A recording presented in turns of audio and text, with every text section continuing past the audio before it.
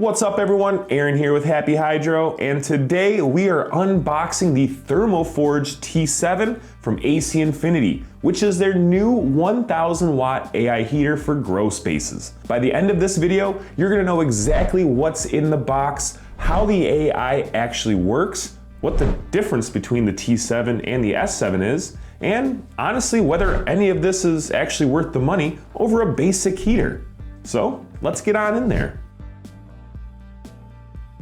All right, so here's the box. AC Infinity always does a solid job packaging, nothing rattling around in there, but let's see what we got.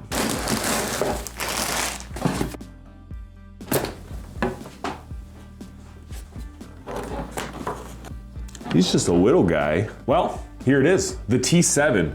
First impression, nice and compact, sturdy plastic, sleek design, makes it pretty desirable to use in especially a tight grow tent. So we gotta see how it runs first though, right? The unit itself is pretty clean. It's got 2 duct ports, one on each side, both 4 inches. There's a sensor probe on a cord, and we'll talk about what that does in a second, because that's actually a key part of the whole AI thing. So after getting everything out of the box, this is everything we got. You get the T7 itself, which comes with the power cord attached. Like I said, you do get that precise temperature and humidity probe, which is gonna make this work with that AI controller flawless. And also a UIS to UIS extension cord. Also, the Thermoforge Quick Start Guide. Here's the thing I want to flag right now, because this kind of trips people up. There's no ducting included.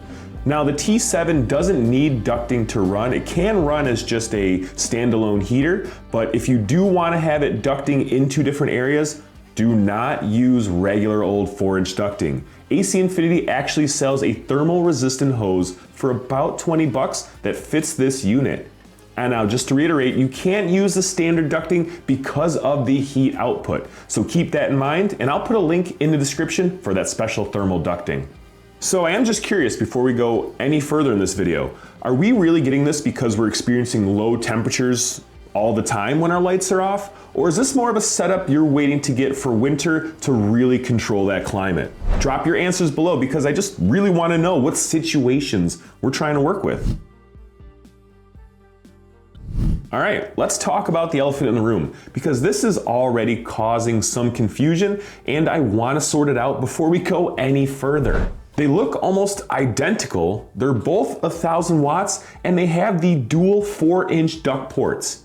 They also both have the same 10 heat levels. So what are you actually paying the extra $30 for? The S7 is a manual version. You set the heat yourself, and if you want automation, you pair it with the UIS smart controller. And that should take care of a lot of the decision-making process for you. It is a very capable heater, and if you're already running a full AC Infinity controller setup, the S7 is probably the smarter buy because your controller is already doing the thinking.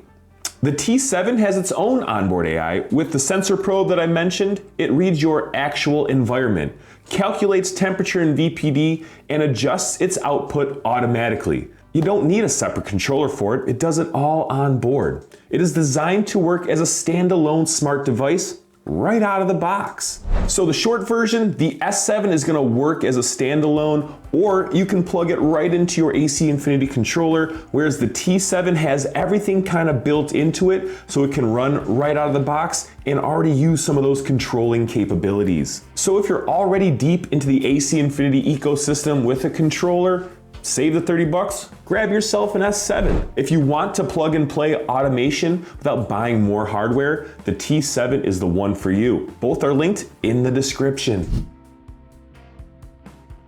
Let me explain what the AI is actually doing, because AI heater sounds a lot like marketing speak, so I want to be concrete about it.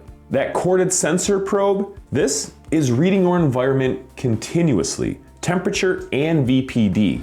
And don't forget, VPD is the relationship between your air temperature and your humidity, and it matters a lot how efficiently your plants are transpiring. What the T7's algorithm is doing is reading those conditions and throttling that heat output in percentages, not just on and off.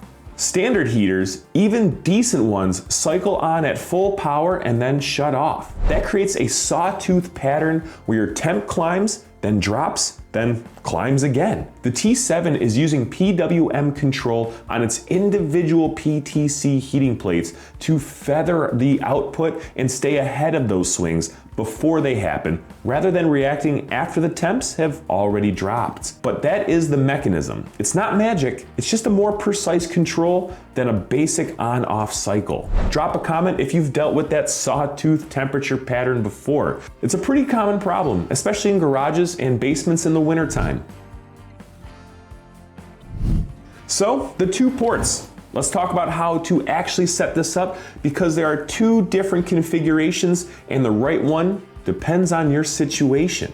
Open loop is when you're pulling fresh air from the outside of your tent and pushing heated air in. So the intake side of the heater is connected to the outside environment and the output side goes into your tent. This makes sense if you want to bring fresh air while heating at the same time. And it works well in a dedicated room or a space where outside air is reasonably clean and not too cold. Closed loop is when both ports are ducted inside the tent, recirculating your existing air. The heater is just cycling and heating the air that's already in there.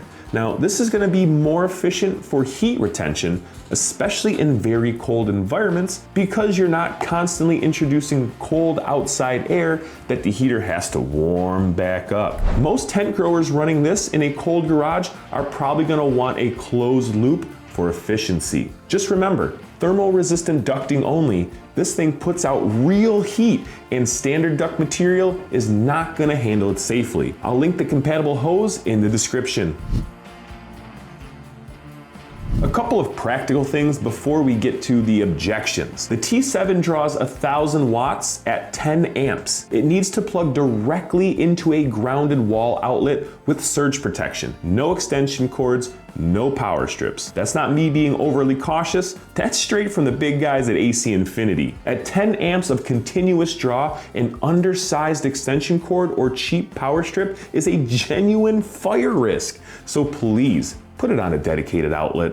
Safety-wise, it's ETL certified, which is the relevant certification for this kind of equipment. Tip over alarm is built in, there's overheat protection with auto reset, and the materials are flame retardant. This is something you can run lights out without babysitting it, which is the whole point. One more thing, if you're connecting it to that AC Infinity smart controller later, you're gonna unlock Wi-Fi app access, real-time data tracking, remote alerts, and full automation scheduling. It's not required to use the T7, but it's there if you want it. All right, so a few things that come up when people are deciding on this. First one, do I need a controller to use it? No. The T7 works as a standalone device. The AI and VPD targeting all run on board through that sensor probe. An AC Infinity smart controller adds app access and remote automation, but the heater does its core job without one. If you want to buy a T7 and do not own a controller, you're still getting the AI automation. That is the whole reason that this version exists. Second one, is 1,000 watts enough for my tent? I mean, the AC Infinity lists the T7 as an appropriate for larger grow spaces. For reference, one of their Cloud Lab 844 tents is an 8x4, so that gives you a sense of the sizing. If you are in a 10x10 in a cold garage, 1,000 watts may need some help from your environment, and that is an honest answer. If you're in a standard 4x4 or 4x8 in a reasonably insulated space, this is more than enough. The third one, why not just use a basic space heater? And I mean, you can, and a lot of growers do. The difference is control. A basic heater does not know or honestly care about your VPD. It's on or it's off. If you're at an intermediate level and you're already dialing in your environment seriously, precision matters. If you're just trying to keep temps above 60 and don't care about anything else, a basic heater might be all you need. Let me know in the comments what your current heating setup is. I'm always curious to see what people are actually running out there. All right, that's the Thermoforge T7 out of the box. The T7 and the S7 are both linked in the description through Happy Hydro. and a compatible thermal resistant ducting is in there too. Don't worry. Be sure to drop any questions in the comments below. Well, as always, stay happy, friends.